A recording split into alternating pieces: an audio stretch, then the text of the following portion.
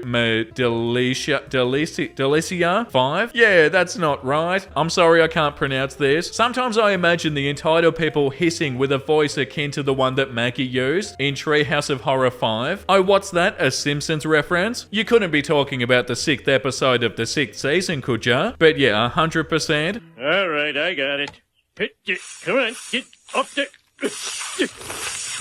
I feel like some of the entitled people that we do read about would probably hiss at people. Like, I've got absolutely no doubt. Thank you for commenting this. Okay, I'm gonna go to bed and try not to have terrifying neckbeard dreams. Make sure you look after yourself and make sure you have a beautiful, amazing rest of your day. And you know what I'm about to say because I say it every single day. Bye!